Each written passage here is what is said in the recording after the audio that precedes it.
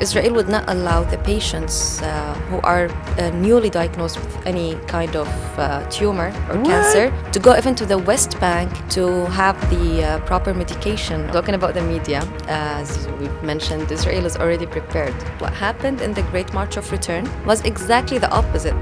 That those who were killed were Israelis. The Palestinians are the snipers and the ones that targeting them, killing children, killing women, killing elderly people and journalists. Let's imagine that. We would be seeing many documentaries, many movies, many films. The newspaper would be mentioning each and every story by their name, talking about their family tragedy, talking about their life and what happened to them. But when it comes to Palestinians, they're just numbers.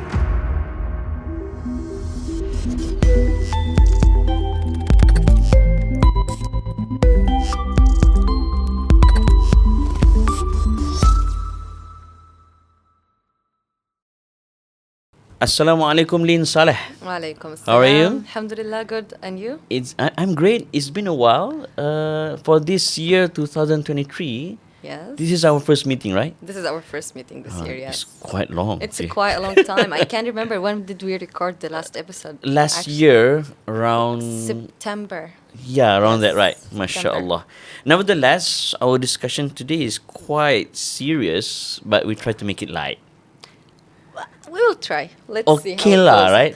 Okay lah, tapi kita nak, if we want to see what the people need to know about this topic, Yeah. and we will try to deliver all the information that is needed. So let's begin. Let's begin. So we are talking about Great Return March. Yeah. So for those who first time listen or hear about this, of course they want to know what is all about this Great Return March and how did this Great Return March begin from the very people say beginning. Oh no, beginning. What is beginning? Beginning. Alright, Okay. Leen. So yang pertama, Yang pertama, this one is the beginning in Malaysia. Silakan. Okay. The Great Return March is actually the protest, the peaceful protest and march. People are marching towards the borders of Gaza. So all the people of Gaza, around 30,000 to 40,000 of them on the first day of 30 March 2018, they started to protest on the borders, asking for the right to return to their homeland back in Alright. Palestine and to end the siege on Gaza. I So see. that's what the Great Return March is in very short line, but it has Alright. a history behind it. Yeah, of course. So, but yeah. that is all about in short. Yes. It that's started in short. way back in 2018, is It it? started in 2018, yeah. All right. And I remember among the chant, among those who involved in the protest, like Khaybar, Ya Khaybar, Yahud. Ya Yahud, right? And Birruh, Bidam. نفديك يا فلسطين. MashaAllah. صحيح, yeah. Sahih, Yeah. Alhamdulillah. All right. Many and many more as well. Among is there any other chant that I should know?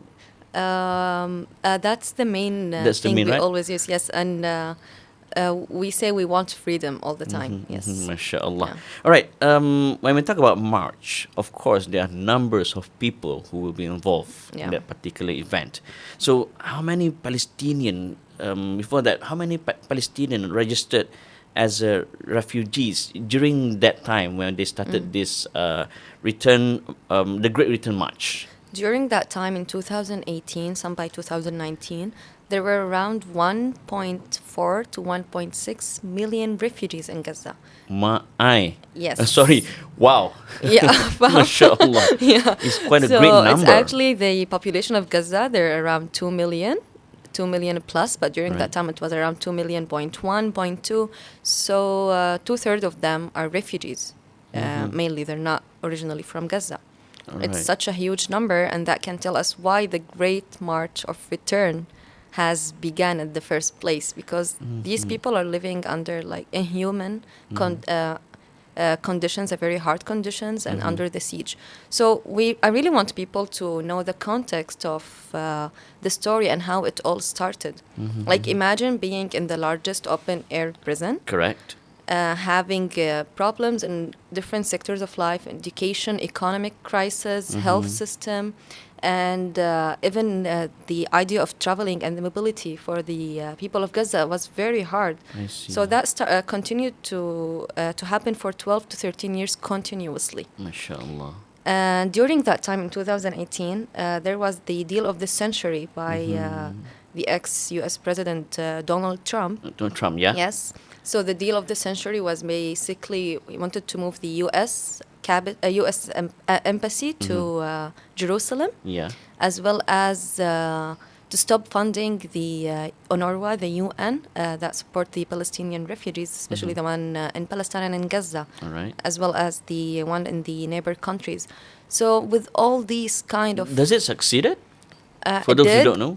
It did, It yes, for quite a long time, but then it stopped.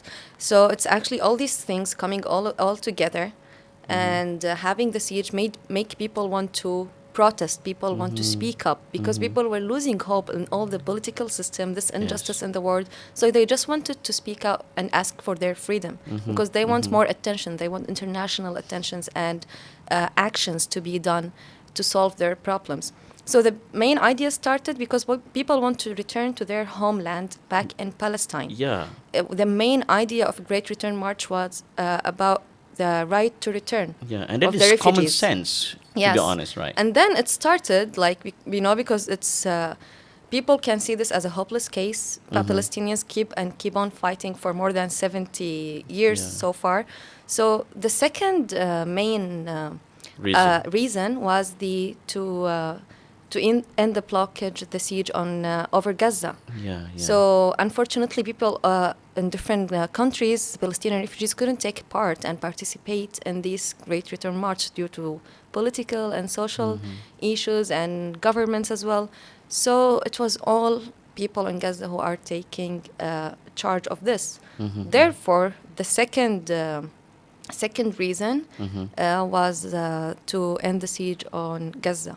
That was the second highlight. But people were mainly demanding their freedom to go back to their homelands. That's why they were marching towards the borders that Israel has made on Gaza, all over the borders of Gaza map, if we can see.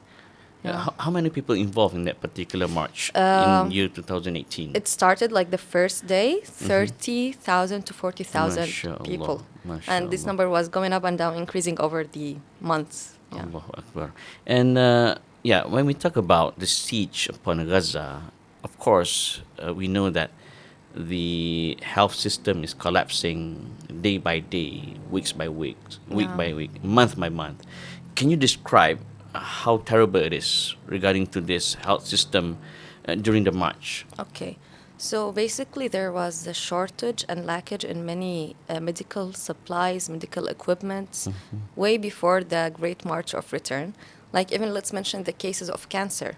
Israel would not allow the patients who are newly diagnosed with any kind of tumor or cancer to go even to the West Bank to have the proper medication or the proper rehab they need. Yes, and there are many cases of people who passed away during to this. Not only talking about cancer and such chronic diseases, even if we're talking about anemia, let's say, children problems, women health, even the acute needs that people might need, they might not find all the solutions they need because there are shortage in bed numbers, the facilities, the number of the hospitals and the clinics that is available there is always something lacking there. So talking about the Great Return March, we're talking about a huge number of injured people who needed really health care. So we're talking about 35,000 injured people overall. 35,000 all over this year who were actually injured. Some of them, around 17 to 14,000, were treated on the field, on the point. There was like a tent and the medical staff helping. The other were they needed to be transferred to the hospital. But they were denied. No, just transferred to the hospital in Gaza. Oh, in Gaza. But it was not enough to have the this facility. Like you're talking about, for each 1,000 person, you have almost 2 beds. Allahu That's what we're talking about. And the thing is about the health system in Gaza, due to this lackage of support and supplements and supplies of medical supplies, many amputation cases had to happen because there were not a very they couldn't save it. fast response, or either because of the shot and the injury, it's already severe, that kind of injury, and many of the cases were paralyzed as well. Upon the Great Return March, what was the response of this Israelis government? It's Or right. should I say illegal government? The illegal government. Yeah, faham. Yeah. Okay, there is a code that I would like actually to mention. The Israel's chief military spokesperson, uh, General Manils. So he suggested that if the protests continue, Israel will expand its reaction to strike the militants behind it. What? Yes, so they were suggesting that if such scenario would happen, it would be a threat to the government and civilians of Israel and the movements of the protection of the Israel civilians. So that was what he said literally. And talking about their response to it, Israel was well prepared because they knew Palestinians on the 30 March, which is the land day, would start this protest. So they had all their soldiers, the snipers, well prepared. They work on their PR, public relation, and media narrative already in advance in order to defeat and in order to change the narrative of this great march of return. So the soldiers, one of them, one of the actually military were having an interview back in 2019, and they were asking him like, how come did you kill a journalist? You killed a journalist. You killed a paramedical officer. It is not supposed to be done. Yes. It is an international law not to kill any medical officers or even journalists. Yes, his answer was like basically the soldiers, they are obligated to do as we tell them. If they don't, they will be punished. As if he's saying they're robotics and they would just have to follow the orders. So and to them that is not wrong at all. Yeah, and they told him each one of these people might be like a terrorist. They might be able to attack us, so we had to do what we have to do. But I feel sorry for their families. Basically, that was the thing they have mentioned. But Israel, the government, didn't want this kind of great march return to take a place in Palestine, in northern Palestine, occupied lands, or in West Bank.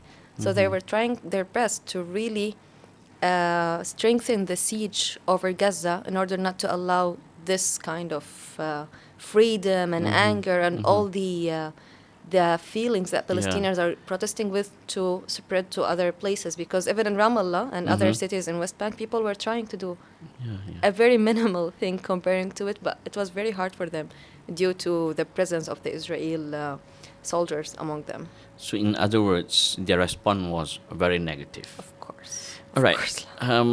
Yeah, surely, obviously. All right. When we talk about this Great Return of March, I come up with this name, I'm not sure whether I pronounce it correctly or not. Abu Artima. Who is he, and how important is this person to this Great March return? Okay.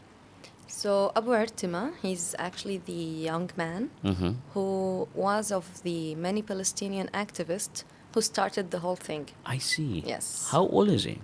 Was around 30s. All right. Late 20s, 30s, I believe. So yes, back in January 2018, he just had this post on Facebook talking about everything what is happening in Jerusalem, what is happening in Palestine, what our condition in Gaza is something unbearable. And at the end, he has this hashtag of Great March of Return, Masirat al-Awda al-Kubra. Yeah, he just had this, like an idea, and people were really spontaneously. Yeah, people were just so interactive, and he had other like 10 Palestinian young guys having this conversation with him. So they make like a small group, and they started to spread the news that why not we make this as an official protest. We want to have it on Land Day of 13th of March, and we continue until the Nakba Day, 15th of May in 2018. So the plan was to have it for like 6 weeks, but it extended for a year or 2 years. Yeah. So that was the main idea, and he was saying that it's the basic things as Palestinian that we have to do is to speak about our freedom and the freedom of any human being in the world. Some people, they are quite pessimist upon this Great Return of March. They say that there's no impact. But to me, it is impossible to have no impact. From your point of view, what is the impact upon the social implication including the international community towards this great return of March? Talking about the impact, the direct impact Yeah. that happened. Okay, so basically, many NGOs and international community were condemning what Israel is doing and all the violation of the international law and human rights, and that's it. And they were asking Israel to stop. Oh, there's a pressure. It's supposed to be, but Palestinians were looking for way more Than that. positive and active response and reaction, like a real political statement, some solution that would Yeah. end the siege over Gaza. It did happen that there was some kind of, let's say, they make it easier to get some supplements and supplies to Gaza, but it was just for a temporary time. It didn't last for so I long. see. And talking about the even the implications of this return, Great. yes, great march of return. Yeah. It was positive for Palestinians because people were really going out and expressing their needs, and they were really creative in talking to the people and having all the press conferences and just trying to document everything. But they also, the number of martyrs was even more than the war that happened in 2012. Allah Rabbi. Yes, so we can tell that there was this kind of like they give so much, but they didn't take any. But that's the idea of resistance in Palestine, that we need to keep resisting until we achieve the goals that we are aiming for. From what we there, deserve. there are two things coming to my mind. Number one, how was the media coverage upon this great return of March, and what about the social media? Because long time ago, the media, maybe they can lie to the people, they can lie to the world. Yeah. But nowadays, from the social media, people can see the opposite news compared to the mainstream news. So, what is your point of view about that? Okay, talking about the media. Yeah. You're reminding me of the last episode we had back Yeah. in September. Okay, so talking about the media, as we've mentioned, Israel is already prepared. I see. So they've already So they got have their their own narrative. Yes, their I narrative see. and everything, that those Palestinians who are marching, 30,000 of them are terrorists. I see. And they're doing this because some agency, Even some the numbers are also misleading. yes, some political party asked them to do this, for instance. So the idea about the media, okay, we're talking about the mainstream media. Unfortunately, there's always some bias when it comes to Palestine in using the correct terms that represent the real idea and dehumanizing the struggle of Palestinians. So let's say, for example, let's imagine that what happened in the Great March of Return was exactly the opposite. I That see. those who were killed were Israelis. Yeah. The Palestinians are the snipers and the ones that targeting them, killing children, killing women, killing elderly people and journalists. Let's imagine that. We would be seeing many documentaries, many movies, many films. The newspaper would be mentioning each and every story by their name, talking about their family tragedy, talking about their life and what happened to them. But when it comes to Palestinians, they're just numbers. 18 Palestinians died in clashes between Israel and Palestine. It's even called clashes. Clashes. Or like some violence happened, not mentioning that there are people who are protesting and someone who's attacking them. Yeah. So they dehumanize. People are dying over there. Yeah, they dehumanize the stories. You're using only the words clash. Clash. What? Clash, and no personal stories, no pictures mentioned, nothing about their family tragedies, for example, as well as not mentioning the context. So they would just say that there is another potential war that might be happening between Palestinians and Israel in Gaza, without mentioning the whole context that we have spoke about just now, about the siege, about the right of return, about the economical crisis people are going through, and many more.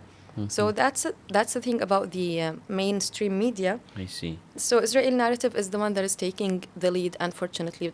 But on the social media side, there is always a more like bright or positive side, let's I say, see. where Palestinians can go and express themselves on social media, activists, journalists, young people, speaking to the world through live, or just having, like, there was a a young kid. He was rapping. He was having a rap song in English talking Alright. about the situation. So yeah, but still, Yeah, the yeah. one who's taking the lead and the control of overall, especially in English, it's the Israel Israel. news, yeah, But narrative. in such a way, does it change? I mean, does it change the perception of the world?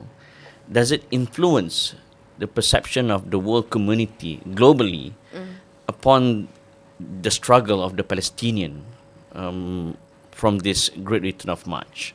You mean about the media? Yeah. Okay, normally, yes, the media is actually a very important tool to shape the public opinion. Correct. And yeah, to let's say, like, you will have an archive and you will document your story and you will tell your stories to people. So when we Palestinian, we want to reach out to NGOs, to international community, to international audience. Media is very important. But if we're talking about decision makers and politicians, they can do whatever they please. But if we can take a real and serious part in shaping the public opinion, which can lead to like if in each and every country, let's say for Malaysia, if people are really focusing on something in the media, they can have like a suggestion or a proposal to their government, like we want this and that. Correct. Yes, so as Palestinian, we're trying to have our narrative told in different countries where where people can take the lead and influence a change when it comes to the case of Palestine in their own country. So that's one of the main importance of the media when it comes to Palestinian narrative. Is there any change happen among the Palestinian refugees after the Great Return of March? None. None. None. Does it stop there, the struggle? It's even more. Like there are many reports that's mentioning and having like reports and details about the situation of the refugees back in Gaza after the Great March of Return. I see. Just getting another decline and even getting worse in terms of my God. education, the number of children who are having trauma, psychological trauma, not only the physical one, and as the martyrs as well. Many of them were kids, unfortunately. Can we say the march was a failure or what? No, we don't say that. For us, we don't view the march as a failure. We're very proud about it. Yeah. Of course, we feel sad for our people, the one who had to pass away, the families who are struggling and still missing their loved ones. But this great March of Return is another example. Like, you remember, everyone knows Al-Intifada. Yeah, First correct. Intifada, Intifada, the second Intifada, and we know Muhammad al-Durra, and we remember the kid with the stone. We have these symbols in our head. So, Great March of Return, Masirat al-Awda, actually has given us another kind of non-violence, and I don't like to call non-violence resistance because all the kind of resistance is legal and legit in the case of... Legitimate, yeah. Yes, legitimate in the case of Palestine. So the Great March of Return is like another kind of intifada, but that happened inside Gaza. And people have shown different kind of ways of protesting and asking for their demands. Like, imagine even weddings were taking place during this march on Friday. Yeah. People were having weddings, were having carnival, were dancing over dabka. They were really trying to be just living their, doing their thing, being there on the border just to express their needs and what they want to say to call to the world. Yeah. So what's next? I mean, in terms of the long-term planning after the Great Return of March, way back in 2018, right? What's next? Is there will be another march or maybe another improved and strategized action in order to defend those refugees or to help them at least? What's next?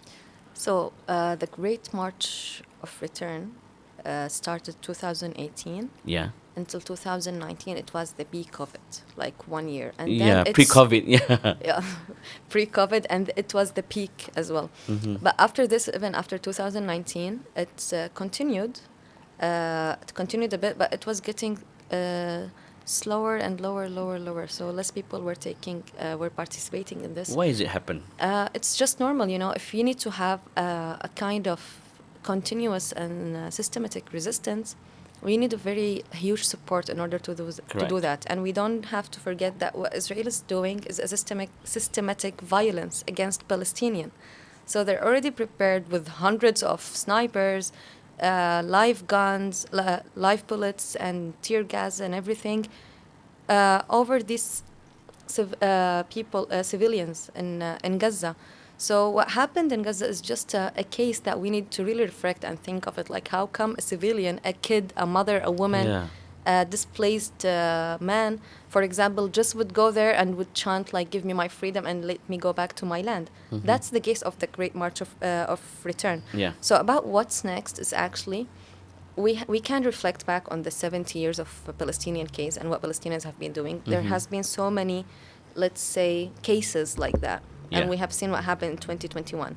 So people will keep on doing what they can do, whether it's a group initiative like what happened in Sheikh Jarrah. It was the Yeah, Sheikh neighborhood, Jarrah. the two brothers, and even the, let's say, the small council of the Jalan were doing this. Yeah, Yes, yeah. exactly, literally. What happened in Gaza started by some activists and some guys. What happened sometime in Beitul Maqdis and in other cities, it's individual cases. So having this in Palestine, it's always the thing of what's next. But if we're talking about what's really should be next, is to have an organized, like we having a very strong platform where people can all join together and continue in fighting for their struggle. But talking about the right of return and the refugee case, is something like all the solutions that have been submitted have failed, and I see. none of it had took a part in it. And it's it's the main thing in the Palestinian, not only struggle in the Israeli occupation upon Palestine. But nevertheless, upon the name of hope, they will never stop. Yes. MashaAllah. Leen, nevertheless, before we end our session, is there increasing numbers of Palestinians who come to Malaysia? After COVID, Yeah, it's less. it's less. Less Palestinians in Malaysia. May I believe, know yeah. why? Due to COVID, having Yeah. the visa, I the see. education is getting a bit harder.